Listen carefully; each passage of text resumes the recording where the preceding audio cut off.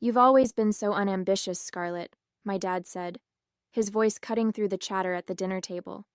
Not everyone is cut out for the big leagues, and that's fine, but leave the real work to people like your brother. I set my fork down carefully, my hands trembling under the table.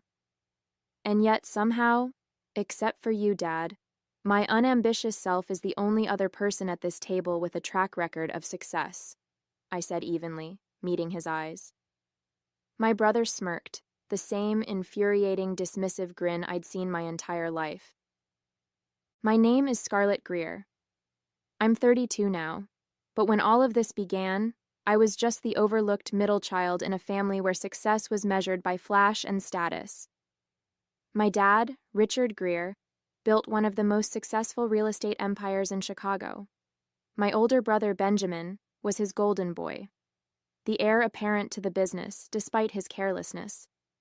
My younger sister, Olivia, was the family darling, more interested in brunch and brand deals than anything resembling responsibility.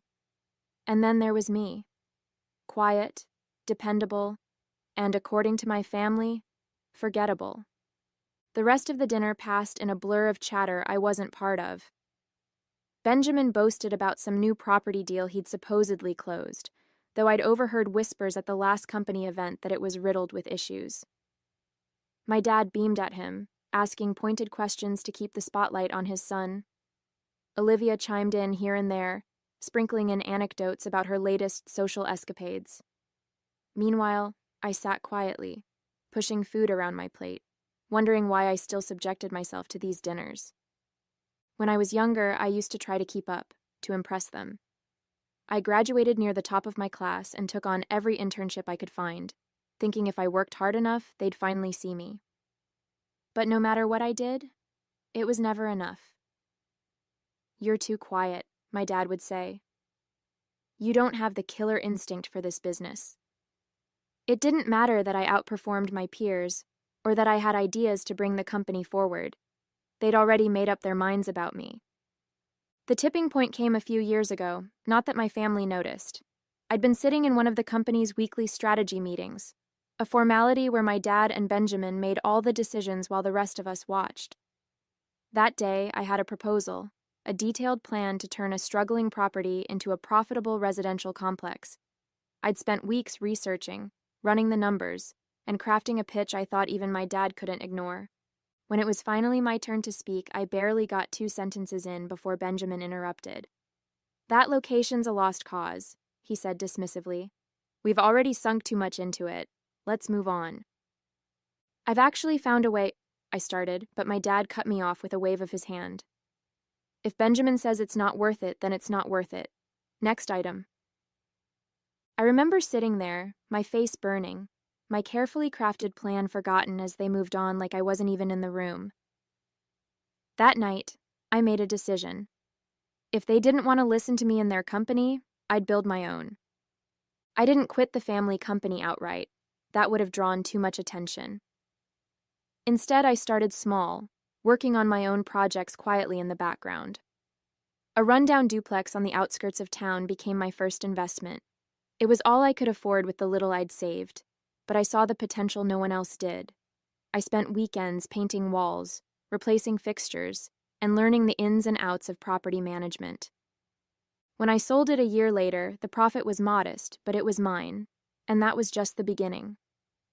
Over the next few years, I scouted undervalued properties across Chicago, partnering with Sophia Tran, a savvy real estate investor I'd met through a mutual friend. Sophia was everything I needed in a business partner: smart, experienced, and just as determined to prove people wrong. Together, we built something remarkable, one property at a time. By the time I was 30, my portfolio was thriving. What started as a side hustle had grown into a legitimate business, with properties spanning residential complexes, boutique office spaces, and even a few prime retail locations. Sophia and I ran everything under a company name no one in my family would recognize, Tran and Partners. I wasn't just building wealth, I was building a reputation. Quietly, steadily, I had become one of my father's fiercest competitors. The irony? My family had no idea. While they were busy managing their sprawling, mismanaged empire, I was buying up properties they'd written off as unprofitable and turning them into successes. Each deal felt like a private victory, a small step toward proving to myself that I was more than the shadow they'd cast me in. One evening, as I sat poring over financial reports, Sophia walked in holding 2 cups of coffee. "You've been at it all day," she said, placing 1 cup in front of me. "Take a break, Scarlett. Even machines need to recharge." I smiled, taking a sip. "I can't help it. Every time I see how well the numbers are trending, I think about the next move. There's this office building near the Loop I've been eyeing." Sophia raised an eyebrow as she settled into the chair across from me. "Let me guess. It's undervalued, ignored by every major player, but you've already figured out how to turn it into a gold mine?" "Pretty much," I admitted with a grin. "It's exactly the kind of property my dad and Benjamin would laugh off, which makes it perfect." Sophia leaned forward, resting her elbows on the desk. "Speaking of them, don't you think it's only a matter of time before they figure out who's behind Tran and Partners?" "Maybe," I said, shrugging. "But by the time they do, it won't matter. We're not just surviving, we're thriving. And besides," I hesitated, swirling the coffee in my cup. "Part of me doesn't even care if they find out anymore. They've already dismissed me my whole life. I've learned to live without their approval." Sophia tilted her head, studying me. "You're not doing this for their approval, Scarlett. You're doing it for you. And if they ever do figure it out, well, let's just say I wouldn't mind being a fly on the wall when that happens." I chuckled, feeling the weight of her words settle over me. "You're right," I said. "I'm doing this for me. And whether they find out or not, it doesn't change the fact that we've built something incredible." Sophia raised her coffee cup in a mock toast. "To building something incredible." I clinked my cup against hers, a renewed sense of determination burning in my chest. To building something incredible. At every family gathering, my dad and Benjamin never missed an opportunity to remind me of my so-called uselessness. "Scarlett, when's the last time you even stepped foot in the office?" my dad would sneer, shaking his head as if my very presence was an insult. "You know, for someone with shares in the company, you sure do a great job of making yourself invisible." Benjamin, always eager to pile on, would chuckle and add, "Not that anyone notices, of course. It's not like the company's missing out on your valuable contributions." They thought they were clever, mocking me for stepping back, unaware of the real reason I'd distanced myself. I had stopped going to the office regularly the moment I started working with Sophia. At first, it was because I needed the time to focus on our projects. Later, it became a matter of self-preservation. Every visit was a reminder that, in their eyes, I was an afterthought, someone who didn't matter enough to be included or even taken seriously. I showed up only when absolutely necessary, attending shareholder meetings out of obligation and slipping out as soon as I could. To them, my absence was just more proof of my irrelevance. To me, it was a chance to build something far greater than they could ever imagine.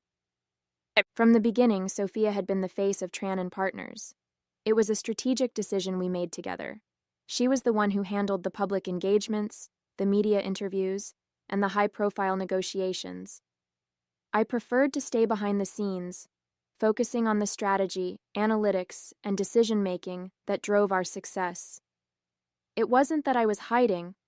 I just knew my strengths, and Sophia's confidence and charisma were unmatched when it came to dealing with people. It worked perfectly. To the outside world, Tran and Partners was Sophia's brainchild, a fast-growing real estate firm led by a savvy, ambitious woman with a sharp eye for undervalued properties. Investors admired her, competitors envied her, and the press couldn't get enough of her story. No one knew about the woman behind the curtain, the strategist pulling the strings and quietly steering the company's direction. Only a handful of trusted partners were aware that I was the architect behind the scenes, designing every move with meticulous precision. This anonymity was by design. It gave me the freedom to operate without scrutiny, especially from my family. My name wasn't on the website, my photo wasn't in the annual reports, and no one in the industry connected me to Tran and Partners. Even if someone had looked into our operations, they wouldn't have found my fingerprints on anything. To everyone outside of our tight circle, Scarlett Greer was nothing more than a shareholder in her family's real estate empire, a name on paper with no active role in either company. And that's exactly how I wanted it. Not even my father or Benjamin suspected that Tran and Partners had anything to do with me. To them, it was just another small competitor, nipping at the edges of the market. They'd never think to look closer, never imagine that the company slowly outpacing them in certain areas was led by someone they'd dismissed as irrelevant.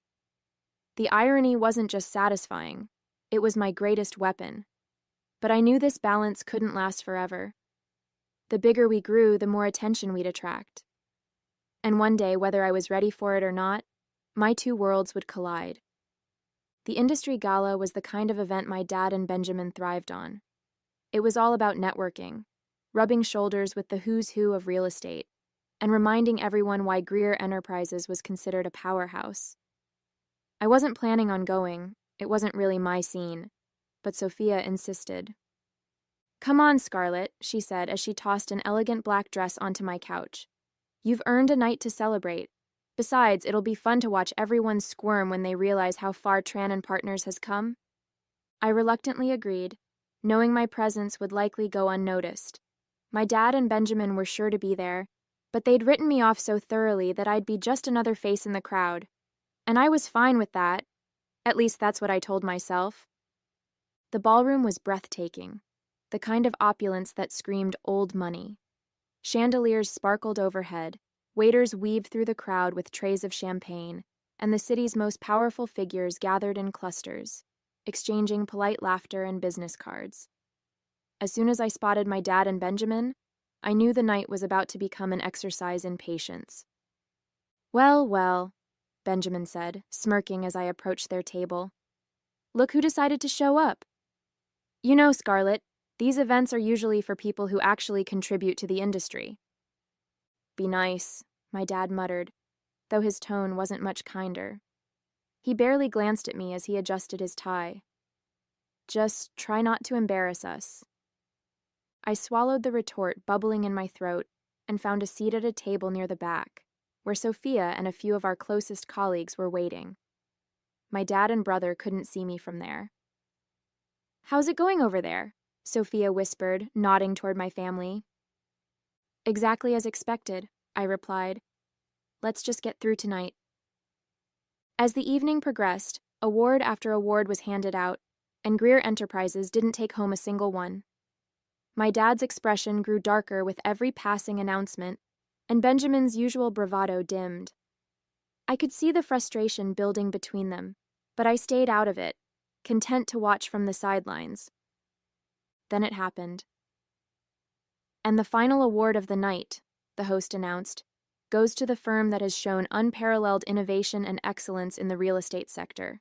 This year's winner is Tran and Partners." My heart skipped a beat as applause erupted around the room. Sophia rose from her seat, beaming as she made her way to the stage. My dad and Benjamin exchanged confused glances, clearly wondering how a smaller firm like Tran and Partners had managed to overshadow them. Sophia accepted the award gracefully, her poise and charisma commanding the room as she took the microphone. "Thank you," she began, her voice warm and steady. "This recognition means so much to Tran and Partners and to everyone who has contributed to our journey.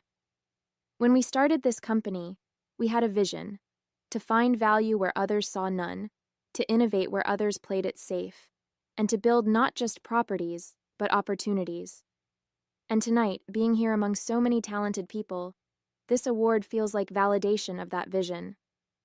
Applause rippled through the crowd, polite and appreciative, but Sophia wasn't finished. She adjusted the microphone and took a small step forward, her expression softening into something more personal. "But," she continued, her voice taking on a deeper resonance, "this moment isn't just about me or even our team as a whole. It's about someone who has worked tirelessly behind the scenes, someone whose brilliance and determination have been the driving force behind Tran and Partners. I'm standing here tonight because of her vision, her strategic mind, and her unwavering commitment to excellence." I froze in my seat, my stomach tightening. Sophia's eyes swept across the room before landing on me, a small, knowing smile on her lips. Many of you may not know her name, but that's because she prefers it that way. She's not one for the spotlight, but without her, Tran & Partners wouldn't be the company it is today. The brain behind every deal we've closed, every risk we've taken, and every success we've earned is my partner and closest confidant, Scarlett Greer.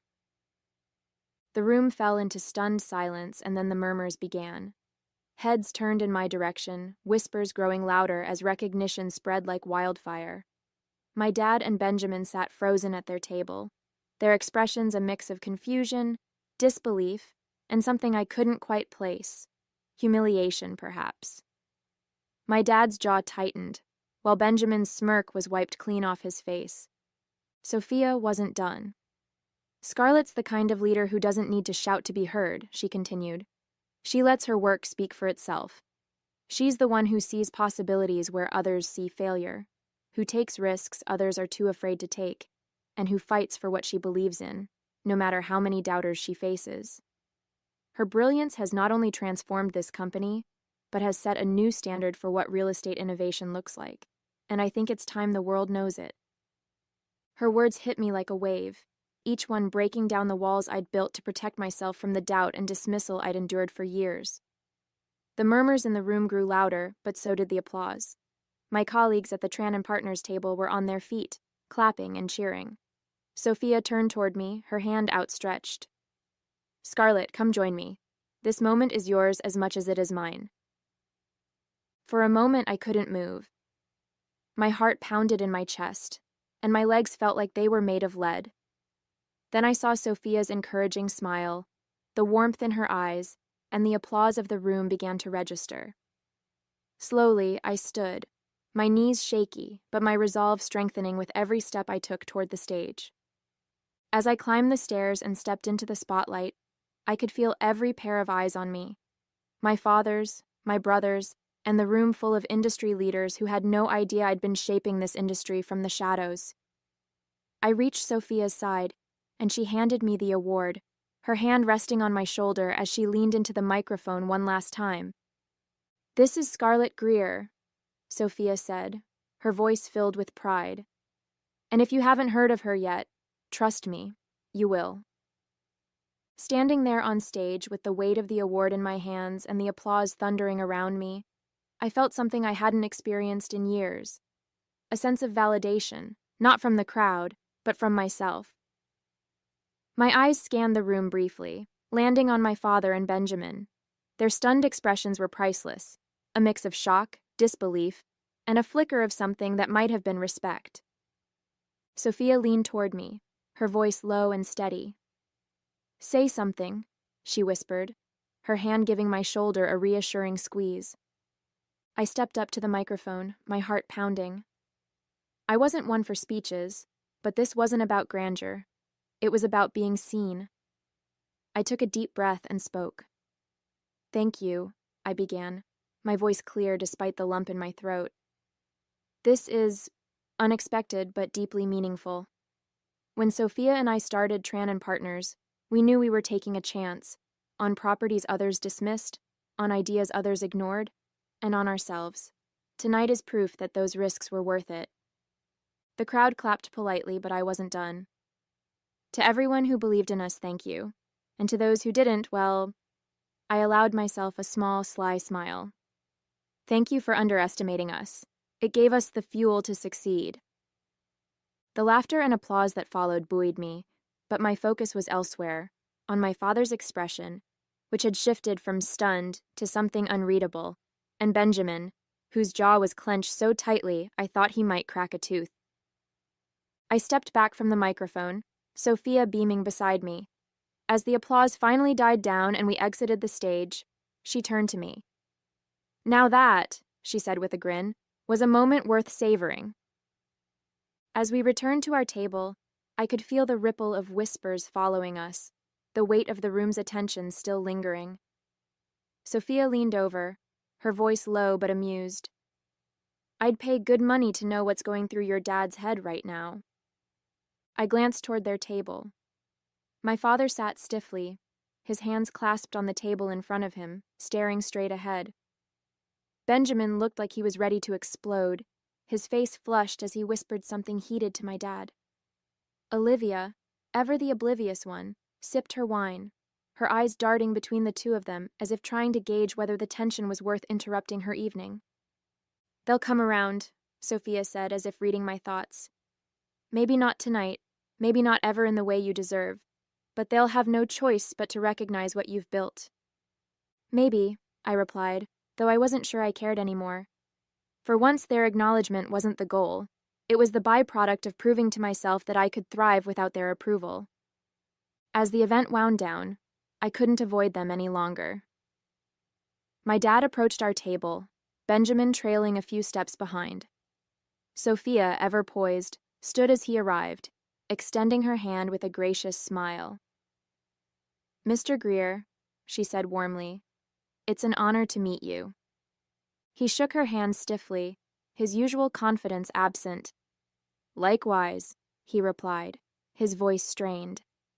His eyes flicked to me, a mixture of pride and discomfort flickering in his expression. "Scarlett, we need to talk." Benjamin snorted, crossing his arms. "Talk? What's there to talk about? You've clearly been busy undermining the family business behind our backs." Sophia's smile didn't waver, but her tone hardened just enough to send a chill through the air. "Undermining? I'd say Scarlett's been doing what you should have been doing, innovating and succeeding. But I suppose we can leave that discussion for another time."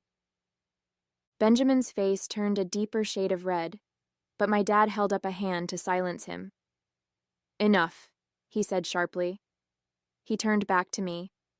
"Scarlett, can we step outside for a moment, just the two of us?" I followed my dad out onto the terrace, the cool night air a welcome relief from the intensity of the ballroom. The city lights stretched out before us, glittering against the dark sky. He stood silently for a moment, his hands resting on the railing, his shoulders unusually tense. Finally, he spoke. "I didn't know," he said quietly, his voice heavy with something I couldn't quite place. Regret, maybe. "I had no idea you were capable of all this." I crossed my arms, leaning against the railing beside him. "That's because you never cared to find out," I replied, my tone even but firm. "You and Benjamin were so busy dismissing me that you didn't bother to see what I was doing. You wrote me off without a second thought." He sighed, his gaze fixed on the skyline. "I thought I was protecting you." "Protecting me from what?" I asked, unable to hide the frustration in my voice. "From proving you wrong? From showing you that I could do more than you ever gave me credit for?" He turned to face me, his expression earnest for the first time in years. "From failing," he admitted. "This business, it's brutal, Scarlett. I didn't think you had the..." "The what?" I interrupted. "The guts? The brains? The drive? What exactly did you think I lacked?" His silence was telling, and for a moment I felt the sting of old wounds reopening. But then he shook his head. "I was wrong," he said simply. "I see that now. Tonight made it impossible to deny." A couple of days later, my dad requested a meeting at my office. He showed up precisely on time, wearing his usual sharp suit and carrying a briefcase that somehow made him look even more imposing. Sophia was already waiting in the conference room when he arrived, poised and unflappable as always. I joined them, feeling a mix of curiosity and inevitability about whatever he was about to propose. He wasted no time getting to the point. "Scarlett, Sophia," he began, opening his briefcase and sliding a folder across the table. "I've spoken with the board, and we're prepared to make an offer to acquire Tran and Partners. We believe your expertise and vision would be an invaluable addition to Greer Enterprises." Sophia raised an eyebrow, her expression cool as she glanced at me before responding. "That's a generous offer, Mr. Greer," she said diplomatically. "But I think Scarlett should have the first word on this." My dad looked at me expectantly, his confidence barely masking the uncertainty beneath it. I didn't even need to open the folder to know my answer. I leaned back in my chair, meeting his gaze directly. No, I said simply. His brows furrowed, clearly not expecting such an immediate and decisive response. Scarlett, at least consider— No, I interrupted, my voice calm but firm. I've worked too hard to build something that's mine. I'm not going to give that up to go back to a company where I spent years being overlooked and dismissed. I'm free now, Dad, and I'm staying that way. The silence that followed was heavy, but I didn't regret my words.